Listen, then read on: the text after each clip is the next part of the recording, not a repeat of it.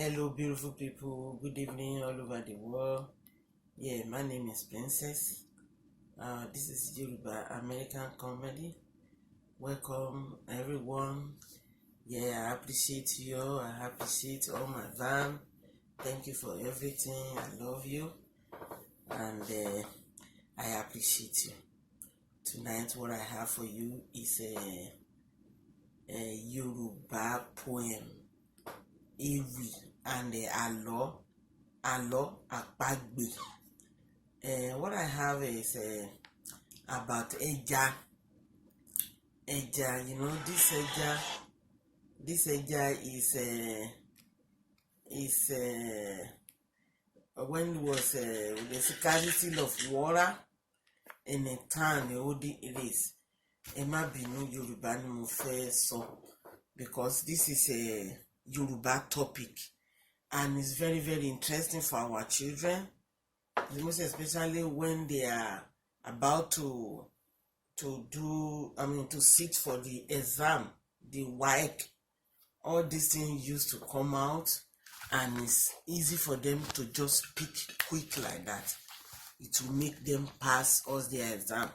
That is why I gather some of our òwe and àlọ́ àpamọ̀ or àlọ́ àpagbè together, to give it to all of you all, so in order to make your exam and do great, right? Hello guys, hi children, good evening children all over the world, most especially in Yoruba land. I have some òwe for you to tell you, just only 5. Then I have àlọ́ àpagbè. Àlọ́ àpagbè is one day, lọ́jọ́ kan Yorùbá ni mo fẹ́ sọ so that you understand better, and it will make you understand deeply than telling you in English. This is Yoruba subject in your exam. So on your exam, okay, now this is Yoruba language that you're gonna have on your exam as a Yoruba. Yes, and it's one of our culture. Yes. Lọ́jọ́ kan omi wọn nílùú, kò sómi nílùú yẹn rárá, gbogbo àgbáyé pátápátá ni ò sómi. Ọmọ kan wá ń lọ sọ́jọ́ kan wá rán lómi pé kó lọ pọnmi wá. Nígbà tó wá dé tí odò, nígbà tó máa débẹ̀ báyìí, bẹ́ẹ̀ja kan ṣe jáde síta yẹn ló bá ta kúrú, bá ní ó ní kàn wọ ẹja yẹn. Ó ní bó ṣe ní kàn wọ ẹja yẹn, ẹja bá ní ṣó fẹ́ pọnmi náà, bá ní mo fẹ́ pọnmi, bá ní ṣó máa fẹ́, ó lóun máa fẹ́. Lẹ́ja yẹn bá gbà, ló bá fẹnu bu omi, ló bá ń bù sínú péèlè, ló fẹnu bu omi, torí omi yẹn jìnnà gan, tómi tẹ́yìn bá tún ti bu omi báyìí, á tún fò sókè, á tún bu omi sínú péèlè ọmọ yẹn. So ńgbà tí ó ní wá sọ fún un pé tó bá ti fẹ́ wá kó máa kọ orin so that òun á lè jáde, nítorí ẹja pọ̀ nínú omi yẹn, kẹ́lòmíì má lọ gba ìyàwó mọ̀ lọ́wọ́ náà bá lòun gbọ́. Wọ́n tó dijọ́ kìí tó máa dé ló wá ní orin tó máa kọ ni pé ẹja kọ̀ mí that means ẹja ọkọ mi, ẹja my husband. This is Ekiti dialect.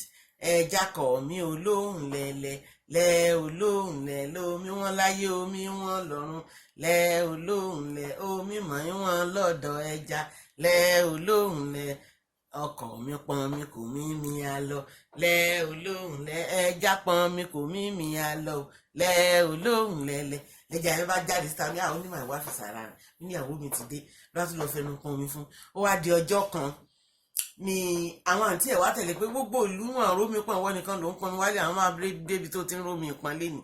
So bí bó ṣe ń kọrin yẹn, ẹja kọ̀ mí olóhùn lẹ́ olóhùn lẹ́ omi wọn láyé omi wọn lọ́run, lẹ́ olóhùn omi mọ̀ wọn lọ́dọ̀ ẹja o, lẹ́ olóhùn ọmọ pọn mi kò mímí á lọ, lẹ́ olóhùn ẹja pọn mi kò mímí á lọ, lẹ́ olóhùn lẹ́lẹ́.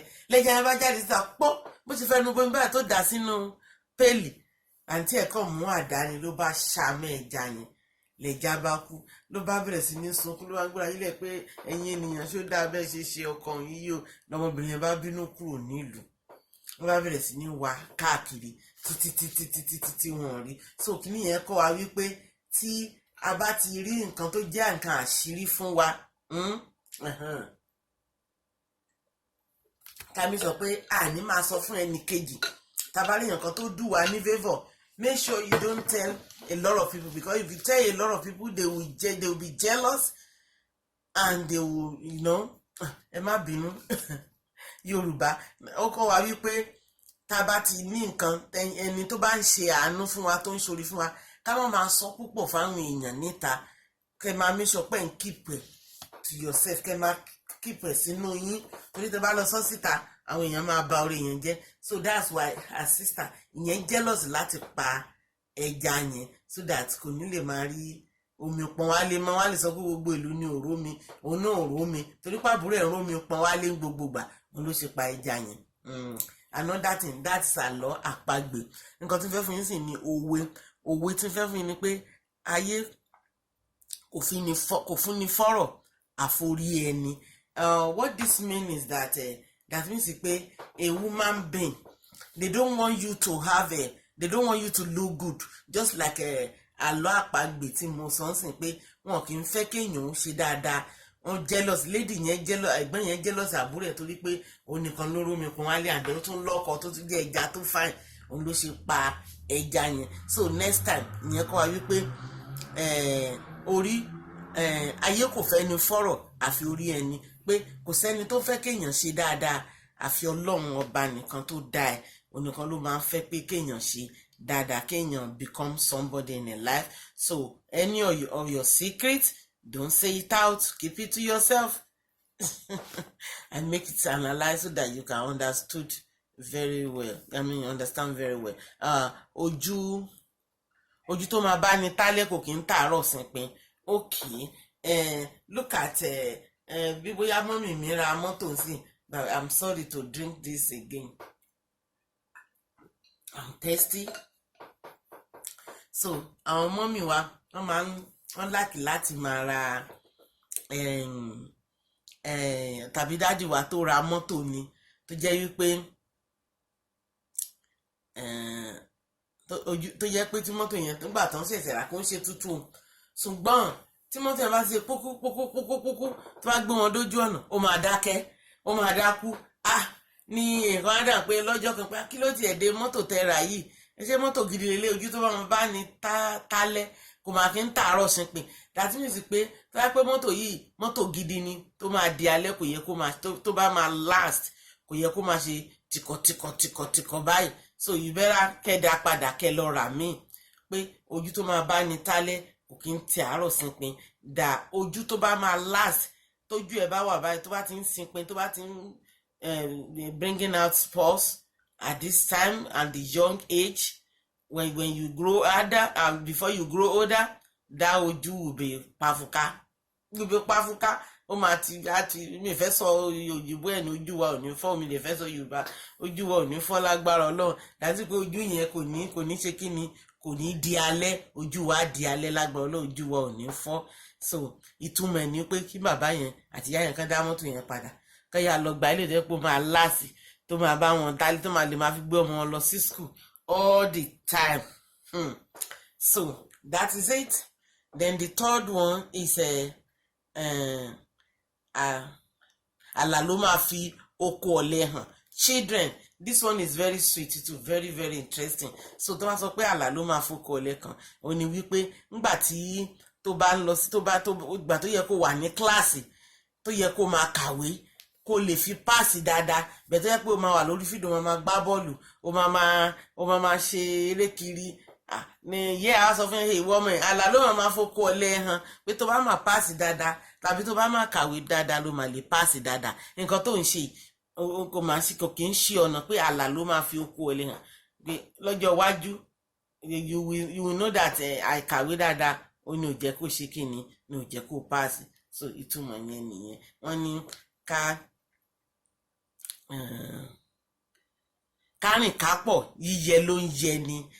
Kárìn kápọ̀, that is number 4, right? Yeah, number 4. I have one more left. Wọ́n ní kárìn kápọ̀ yíyẹ ló ń yẹ ni. That means pé tabarin kápọ̀ yíyẹ ló ń yẹ ni. Okay, bírú pé wọ́n fẹ́ ṣe kìíní sìn Olympic ní bóyá US ló kàn ní the next 4 years or another country, so wọ́n á ní ó jẹ́ ìṣẹ̀lẹ̀ máa ṣe practice tó tá bá jọ lọ síbẹ̀ tá bá jọ lọ ṣe dáadáa sí tí wọ́n gbá bọ́ọ̀lù tèmi tí wọ́n náà gbá basketball tèmi gbá soccer, wọ́n á ní kárìn kápọ̀ iye ló yẹn tàbí tá bá jọ lọ síbẹ̀ tá jọ gba gold wálé pé oríire ló jẹ́ fún wa. Dẹ̀ wọ́n tún lè lò nílò yìí pé ẹ kàwé yín dáadáa o, pé tó bá pass dáadáa sí tèmi náà bá pass dáadáa pé àjọ máa ṣe oríire pọ̀ ní ìyẹn ni pé kárìn kápọ̀ yíyẹ ló ń yẹ ni. It will give you glory, then ó máa fún ẹ ní ìwúrí pé lágbájá yìí ó ṣe dáadáa nílé ìwé, àwọn àtọ̀rẹ́ ẹ̀ wọn kì í ṣolódo.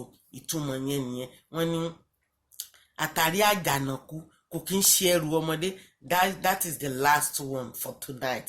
Àtàrí àjànàkú kì í ṣe ẹrù ọmọdé. Ó dàbí pé òkè kan sọ pé ẹ̀yin ọmọ mi o, ó yẹ ẹ jáde o, ẹ jẹ́ ká lọ sódò o, ẹ jẹ́ ká pọn mi o. Tí mọ́mí tó yan wá sọ pé òun ò gbé korobá kékeré, péèlì ńlá lòun fẹ́ gbé. Ọmọ bàbá wa sọ pé wá ń bì àtàrí àjànàkú mà kì í ṣe ẹrù ọmọdé. That's mean pé kíní yẹn heavy gan pé you cannot lift it. Your capacity cannot take it. You cannot, you can do it at all. So that is why àtàrí àjànàkú kò kí ń ṣe ẹrù ọmọdé. Yes, wọ́n sọ fún ẹ pé kíní yẹn apá ẹ̀ ò ká. Don't do it. Don't attempt to do it at all. Rọra gbé wọn bá korobá kékeré tọwọ́ ẹ̀ ká, gbé ẹrù kékeré. Báyìí kó pé 10 pounds tó bá lọ gbé bí 50 pounds ó máa wọ̀ ẹ́ lọ́rùn. Àtàrí àjànàkú kì í ṣe ẹrù ọmọ kékeré. So tonight guys, this is what I bring for you and I think it's so nice. And ó yẹ kẹ́ lè rọ́gbọ́n kọ́ nínú àwọn kan tí mo sọ yìí pé kàwé ẹ̀ kó lè ṣe kíni kó lè jẹ́yàn lẹ́yìn wá ọ̀la.